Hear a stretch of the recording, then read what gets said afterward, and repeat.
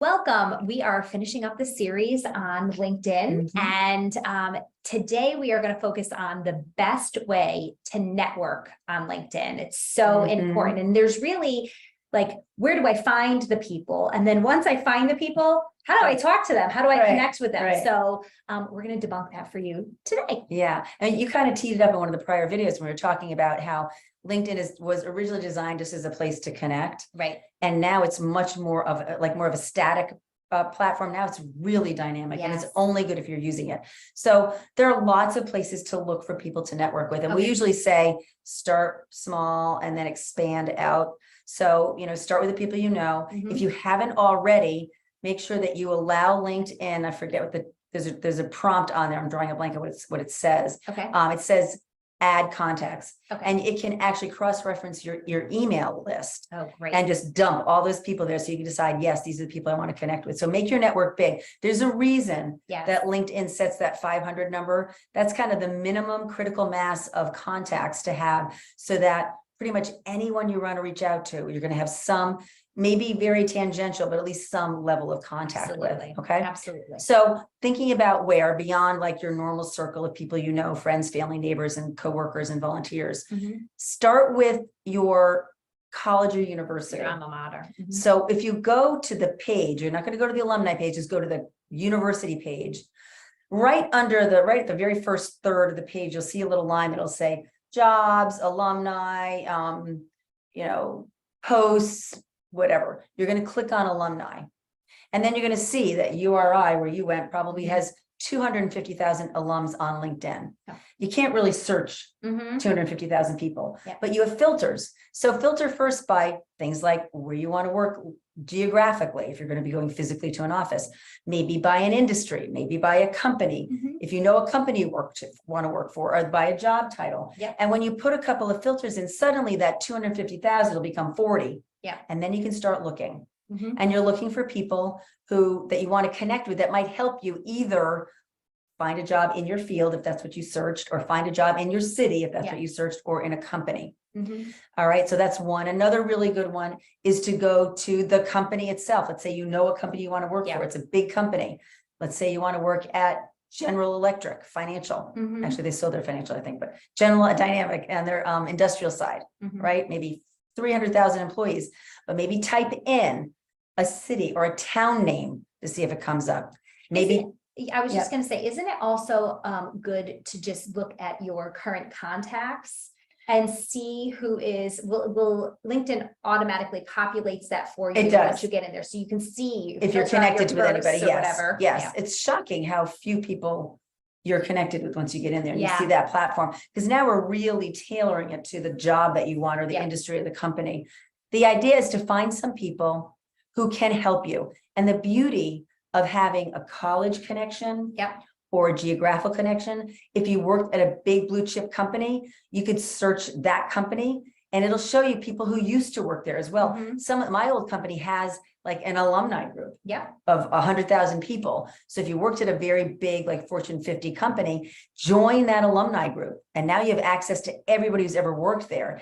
And those are the things that make people want to connect with people who used to work at the same company or went to the same college. This is worth noting, but some of our students who are, from other countries that are living here in the United States, they have made the connection through people who are from, Do you know how Sabrina did it? Yes. Sabrina went online. She wanted to work at PepsiCo.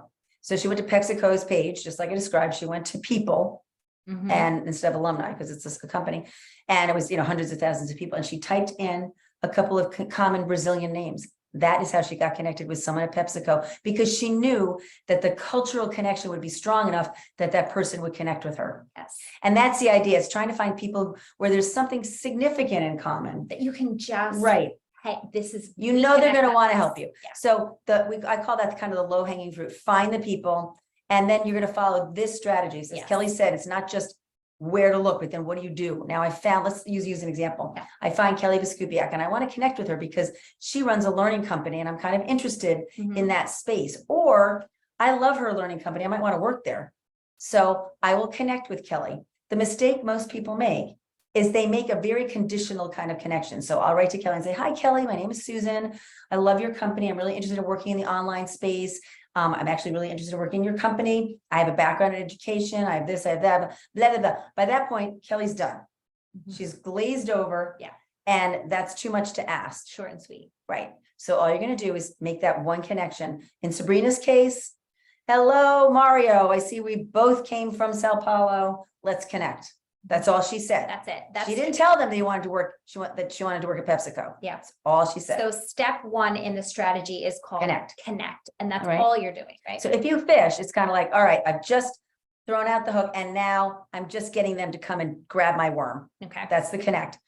If you have this kind of connection through a university, through a former workplace, or a major cultural kind of connection, there's a 80% chance they're going to connect with you. Yep. Now you need, in the prior video, we talked about that activity section on your LinkedIn profile where it shows the most recent posts you have. If you look at that person's profile and they haven't posted anything in 90 days, right, and they only have 165 connections, there's a good chance they're not there. That's not a winner. They're not going to be there a lot. I mean, it doesn't mean they won't accept your invitation when they finally see it, but be aware of the fact that not everybody's on the platform Do a regularly. little sleuthing, right? Okay, Mhm. because you don't want to waste your time. Exactly. Yeah. All right. So what's the now, next part? now I've connected and now Kelley's accepted my connection. I wait like a respectable day and then I write back. So I've got about an 80-90% chance she's going to connect with me based on our university connection. A little less now because now I'm asking for something. So I'm going to say, thank you so much for accepting my connection request. I am an educator looking to move into the online space. Mhm. And I would love to get 10 minutes with you to learn more about your career and your journey. Please let me know if you'd be available. Okay, that's the message. And it's very short and Simple. sweet. So just break it down. You are doing a simple I'm, greeting, yeah, reminding and them. thanking them for the connection. request first or Yep. the exception. I'm introducing myself.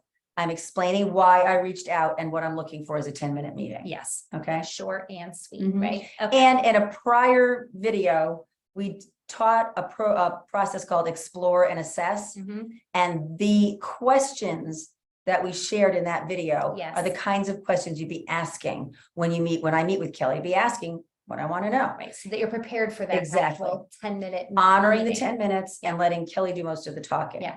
All right. So that's the meat part. I get that meeting. Mhm. Make the meeting easy, make it easy for them, be flexible on their calendar. Yeah. If, typically people are much more eager to agree to a Zoom meeting Mhm. than a physical meeting because there's no travel time. Yeah. So be open to that as well. Yeah. All And right. be mindful of time and respectful of time. If you say 10 minutes, keep it to 10 minutes, but you can Right. check in with them because oftentimes, I mean, I know if somebody asks me Yeah. that, it ends up being a half an hour. So if you ask their permission, Kelley, I see we've already gotten to 10 minutes. I only asked for 10 minutes of your time. Yeah. Yeah. I'd love to continue, but perhaps we can do it later. Very often they'll say, no, I'm fine. I got 5 more minutes. And it'll Mhm. be another 10. So there you have it. That's where you look, and that is how you connect with people on LinkedIn. On LinkedIn. If you liked what you heard today, you can like and subscribe to this YouTube channel. We have new content that comes out every Monday. If you want to learn more about us, you can visit us at www.preparetolaunchu.com.